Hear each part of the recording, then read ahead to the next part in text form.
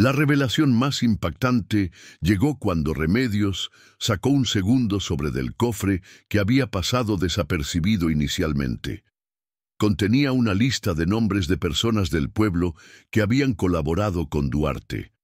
Algunos ya habían muerto, pero otros seguían vivos y eran ciudadanos respetados. El farmacéutico don Luis, quien proporcionaba sedantes, la partera doña Carmen, quien identificaba a las familias más vulnerables, incluso el antiguo sacristán, quien convencía a los padres de que era voluntad divina dar a sus hijos en adopción. El salón estalló en murmullos y exclamaciones. Algunas personas no podían creer que sus vecinos, sus amigos, hubieran sido cómplices de algo tan atroz.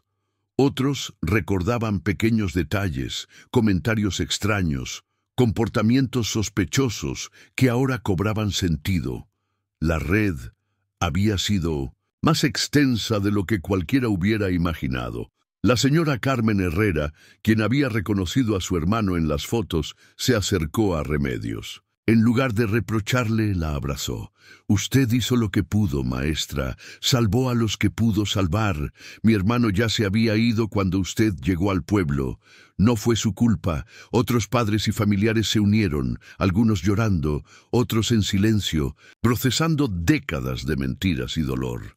El comisario anunció que abriría una investigación formal, aunque reconoció que después de tanto tiempo sería difícil procesar a los culpables sobrevivientes. La mayoría de los delitos habían prescrito legalmente, aunque no moralmente. Sin embargo, prometió que al menos la verdad sería documentada oficialmente, que las familias tendrían respuestas, aunque fueran dolorosas. Esa noche, mientras el pueblo entero hablaba de las revelaciones, Remedios regresó sola a su pequeña casa junto a la escuela. Se sentó en su mecedora frente a la ventana que daba al patio donde había enterrado el cofre. Por primera vez en 30 años, sintió que podía respirar completamente. El secreto que había cargado como una losa sobre sus hombros, finalmente había sido liberado. Pero la historia no terminó ahí. En la mañana siguiente, llegó al pueblo una mujer elegante de unos 45 años, en un auto último modelo. Preguntó por la directora Remedios Salazar. Cuando la encontró, la mujer se presentó como Elena Martínez de Góngora. Remedios la reconoció inmediatamente. Era María Elena, la niña de ojos verdes que había salvado de ser vendida aquella noche fatídica de 1941. María Elena había sido criada por una familia en Puebla que Remedios había convencido de adoptarla legalmente después de la muerte de Duarte. Había crecido sin saber la verdad, pero siempre había sentido que la maestra Remedios la miraba con una mezcla de cariño y culpa que no entendía. Ahora, después de leer las noticias en el periódico de la capital, había venido a agradecerle. «Usted me salvó la vida, maestra», dijo María Elena con lágrimas en los ojos. «No solo me salvó de ser vendida, me dio una familia que me amó y me educó. Tengo hijos propios ahora, nietos incluso, todo gracias a usted». Las dos mujeres se abrazaron en el patio de la escuela, el mismo lugar donde todo había comenzado y donde, de alguna manera, también encontraba su cierre. En los días siguientes, más historias comenzaron a emerger. Otros antiguos alumnos de Remedios recordaron ocasiones en que ella había intervenido sutilmente para protegerlos. Cómo había convencido a sus padres de no confiar en ciertos ofrecimientos de trabajo en la capital. Cómo había conseguido becas misteriosas para que los niños más vulnerables pudieran seguir estudiando en lugar de ser enviados lejos. Cómo siempre insistía en visitar personalmente las casas de los niños que faltaban más de 2 días seguidos. Remedios había sido más que una maestra.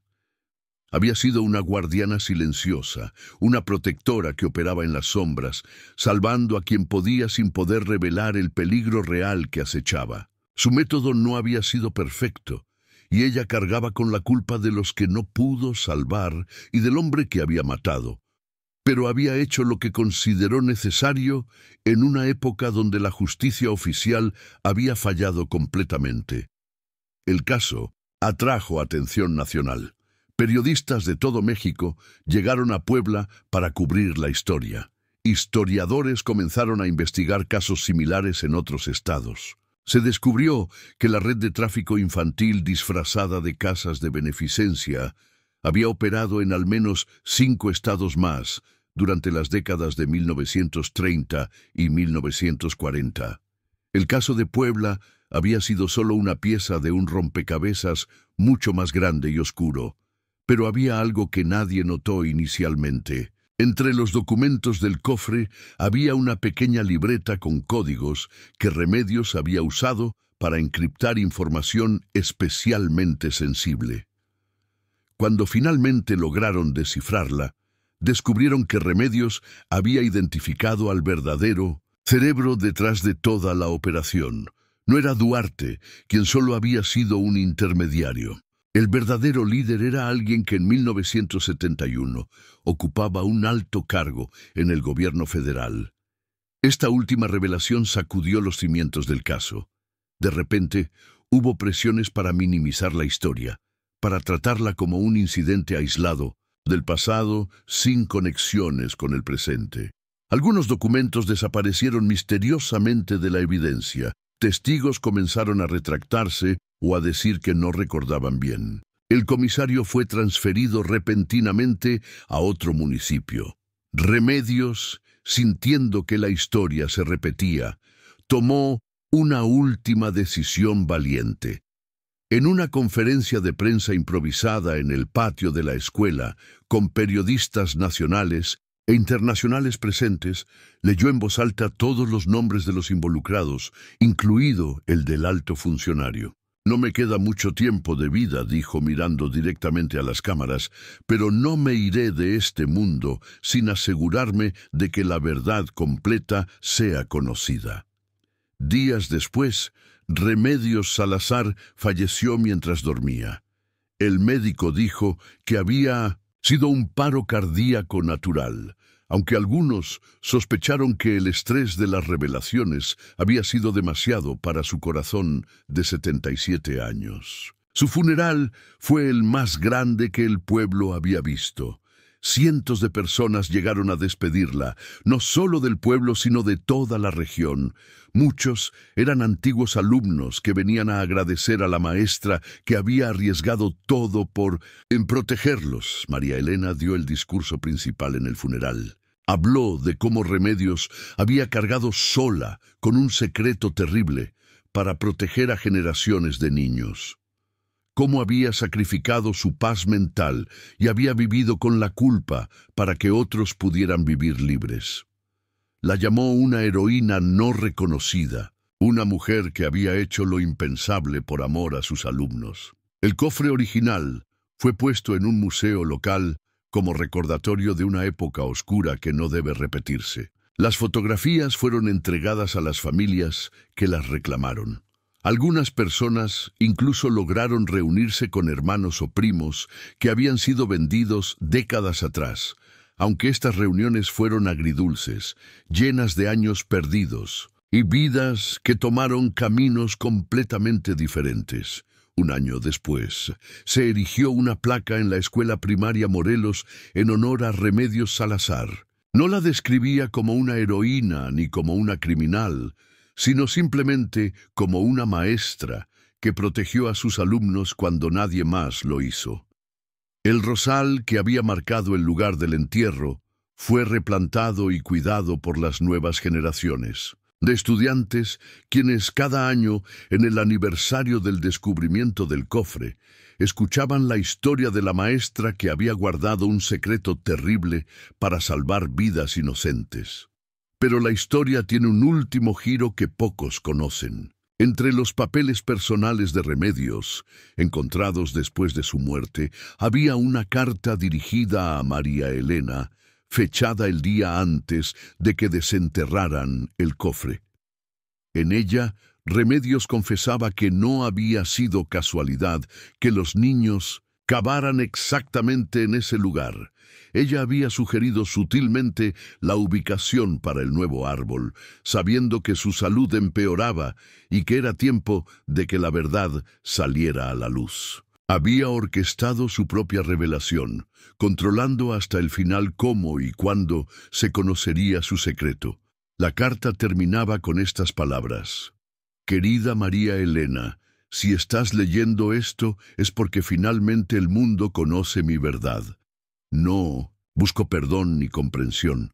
Solo quería que supieras que cada noche durante 30 años soñé con los niños que no pude salvar. Pero cuando te veía crecer, estudiar, convertirte en madre, sabía que al menos una vez había hecho lo correcto. Quizás no fui una buena persona, pero fui la persona que esos niños necesitaban en ese momento. A veces eso es suficiente. Si esta historia te conmovió o te hizo reflexionar sobre los secretos que guardamos y las decisiones imposibles que a veces enfrentamos, déjame tu like y suscríbete al canal. Quiero saber desde dónde nos estás viendo. Comenta tu ciudad y dime si crees que Remedios hizo lo correcto o si había otra salida. Si alguna vez tuviste que guardar un secreto pesado para proteger a alguien, escribe la palabra secreto en los comentarios. Tu opinión es importante porque nos ayuda a entender que estas historias trascienden el tiempo y los lugares. Comparte este video con alguien que valores, porque todos necesitamos recordar que a veces los héroes no visten capas, sino que son personas comunes tomando decisiones extraordinarias en circunstancias imposibles. Activa la campanita de notificaciones porque cada semana traemos historias reales que desafían nuestra percepción del bien y del mal. Y recuerda, la historia que acabas de escuchar nos enseña que la verdad, aunque tarde décadas, siempre encuentra la manera de salir a la luz. El sonido de la pala golpeando metal resonó por todo el patio de la escuela primaria Morelos. Era octubre de 1971, y los niños de sexto grado habían estado cavando durante media hora para plantar un árbol conmemorativo cuando Ramón, el más alto del grupo, sintió que su herramienta chocaba contra algo duro. La maestra Esperanza, quien supervisaba la actividad, se acercó con curiosidad mientras los demás estudiantes formaban un círculo alrededor del hoyo. Lo que ninguno imaginaba era que estaban a punto de desenterrar un secreto que había permanecido oculto durante 3 décadas. El cofre metálico estaba oxidado pero intacto. Medía aproximadamente medio metro de largo y estaba sellado con un candado antiguo que el tiempo había debilitado. Los niños murmuraban emocionados mientras la maestra Esperanza mandaba a llamar a la directora. La anciana Remedios Salazar apareció, minutos después, apoyándose en su bastón de madera oscura. Cuando sus ojos se posaron en el cofre, su rostro perdió todo color. Sus manos comenzaron a temblar de una forma que ninguno de los presentes había visto antes. Aquella tarde, después de que enviaron a los niños a casa, abrieron el cofre en presencia del presidente municipal y 2 policías locales. El contenido los dejó sin aliento. Docenas de fotografías en blanco y negro de niños, todas tomadas entre 1938 y 1941. Cada foto tenía un nombre escrito al reverso con tinta que el tiempo había vuelto marrón. Pero lo más perturbador era que junto a cada nombre había una fecha y una sola palabra: desaparecido. La noticia corrió por Puebla como pólvora. Padres y abuelos llegaron a la escuela para ver las fotografías. Algunos reconocieron rostros que habían olvidado, primos que supuestamente habían huido a la capital, hermanos que nunca regresaron de la escuela. La señora Carmen Herrera lloró al identificar a su hermano menor, José, quien había desaparecido. En 1940, cuando ella tenía apenas 8 años, sus padres siempre le dijeron que José había sido enviado a vivir con unos tíos en Veracruz, pero nunca más supieron de él. La directora Remedios permanecía sentada en una esquina del salón principal, observando cómo las familias revisaban las fotografías. Su silencio era pesado, casi palpable. Cuando el alcalde le preguntó directamente si sabía algo sobre el cofre, ella solo asintió lentamente. «Tengo que contarles todo», dijo con voz quebrada, «pero necesito que me escuchen hasta el final antes de juzgarme». La historia que Remedios comenzó a contar transportó a todos a 1938, cuando ella era una joven maestra de 22 años recién llegada a la escuela. En aquellos años, Puebla vivía tiempos difíciles.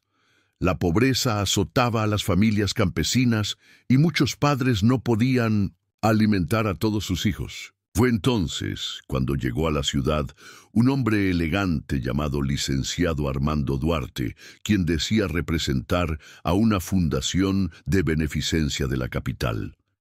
Antes de seguir con esta revelación que lo cambia todo, necesito saber que están aquí conmigo. Si alguna vez sentiste que nadie te escuchaba cuando intentabas advertir sobre un peligro, escribe «Yo creo» en los comentarios ahora mismo y dime tu nombre y de qué ciudad me estás escuchando. Suscríbete al canal, porque lo que viene después revela una verdad que muchos prefirieron ignorar durante décadas. Duarte había establecido lo que llamaba Casa de Esperanza, supuestamente un orfanato temporal donde las familias pobres podían dejar a sus hijos por temporadas cuando no podían mantenerlos. Les prometía educación, comida y cuidados médicos. Muchas familias desesperadas aceptaron, firmando papeles que no entendían completamente. Remedios notó que los niños que entraban a esa casa raramente volvían a verse en el pueblo. Cuando preguntaba a los padres, estos decían que sus hijos habían sido adoptados por buenas familias en la ciudad o que habían conseguido trabajo como aprendices. Pero Remedios comenzó a sospechar cuando vio a Duarte reunirse secretamente con parejas adineradas que llegaban en automóviles lujosos desde la capital. Una noche de noviembre de 1940 decidió seguir a uno de esos autos. Lo que descubrió la heló hasta los huesos. En una casa a las afueras del pueblo, vio cómo entregaban a 3 niños de su escuela a diferentes parejas, intercambiando sobres gruesos que claramente contenían dinero. Los niños lloraban, llamando a sus madres, mientras los subían en fuerza a los vehículos. Remedios intentó denunciar lo que había visto ante las autoridades locales, pero el licenciado Duarte tenía conexiones poderosas. El jefe de policía le advirtió que dejara el asunto en paz si valoraba su puesto en 1900. La escuela. El párroco del pueblo le dijo que no se metiera en asuntos que no le correspondían, que seguramente esos niños tendrían mejor vida con familias pudientes. Incluso el presidente municipal de entonces le sugirió que quizás había malinterpretado lo que vio. Desesperada y sin apoyo, Remedios tomó una decisión que la perseguiría el resto de su vida.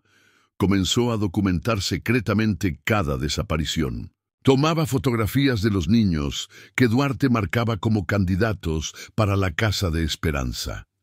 Los padres pensaban que era para el anuario escolar, pero ella estaba creando evidencia. Guardaba recortes de periódico, copias de documentos que lograba obtener, testimonios escritos de su puño y letra sobre lo que observaba. En marzo de 1941, Remedios descubrió algo aún más terrible. Entre los papeles que logró robar de la oficina de Duarte durante una visita a la escuela, encontró una lista con los nombres de compradores y los precios acordados por cada niño. Los más pequeños y de rasgos más claros valían más. Había anotaciones sobre el carácter dócil o rebelde de cada menor. Era un catálogo humano, una operación de tráfico infantil disfrazada de caridad. La gota que derramó el vaso llegó cuando vio el nombre de su alumna favorita, María Elena, una niña de 7 años con ojos verdes extraordinarios, en la lista para ser entregada la siguiente semana. Los padres de María Elena habían muerto recientemente y vivía con una tía anciana que apenas podía mantenerla.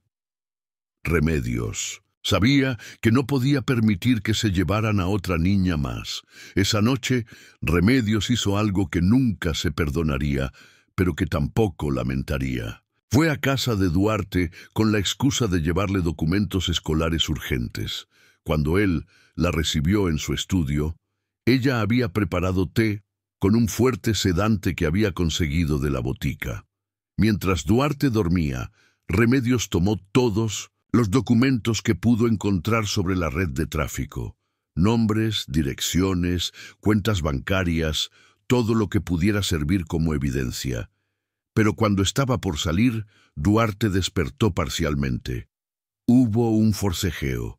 En la confusión y el pánico, Remedios lo golpeó con un pisapapeles de bronce. Duarte cayó, su cabeza golpeando contra la esquina del escritorio. La sangre comenzó a formar un charco oscuro en la alfombra persa. Remedios verificó su pulso. Estaba muerto. En lugar de huir, Remedios tomó una decisión calculada. Limpió meticulosamente la escena. Llevó el cuerpo de Duarte a su automóvil y lo condujo hasta un barranco conocido por sus curvas peligrosas a 20 kilómetros del pueblo. Hizo parecer un accidente automovilístico. Nadie sospechó de la joven maestra. Duarte tenía fama de conducir ebrio y varios testigos lo habían visto bebiendo esa tarde en la cantina. Con Duarte muerto, la Casa de Esperanza cerró semanas después. Los inversionistas de la capital perdieron interés sin su contacto local.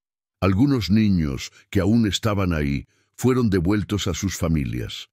Otros, cuyos padres no aparecieron, fueron acogidos discretamente por familias del pueblo que Remedios convenció personalmente. Pero el peso de lo que sabía era demasiado grande para llevarlo sola. Remedios enterró el cofre con toda la evidencia en el patio de la escuela, el lugar donde había visto por última vez a muchos de esos niños jugando inocentemente.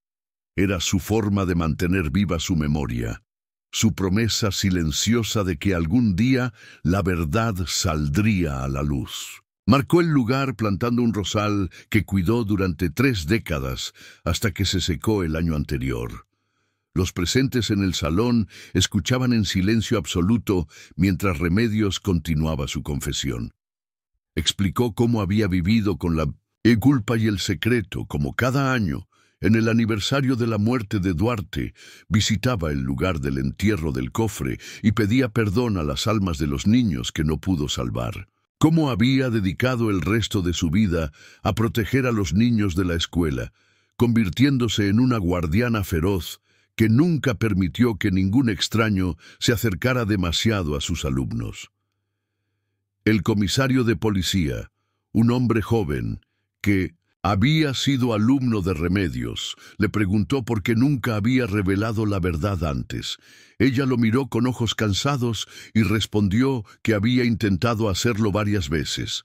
En 1950, cuando un nuevo alcalde parecía más receptivo, pero descubrió que era primo lejano de uno de los compradores. En 1963, cuando un periodista de la capital vino investigando historias de desapariciones, pero fue amenazado y tuvo que huir del pueblo. La verdad es que el sistema completo estaba podrido, dijo Remedios. Jueces, políticos, empresarios, todos sabían o sospechaban, pero el dinero compraba silencios. Yo era solo una maestra joven sin conexiones ni poder. Mi única arma era mi determinación de que no se llevaran a ningún niño más de mi escuela.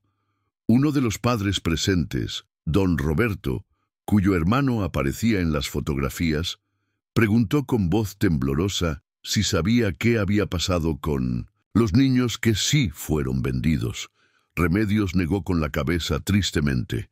Los documentos que había guardado tenían algunas direcciones en Ciudad de México, Guadalajara y Monterrey, pero después de 30 años sería casi imposible rastrearlos. Muchos probablemente ni siquiera sabían su verdadero origen.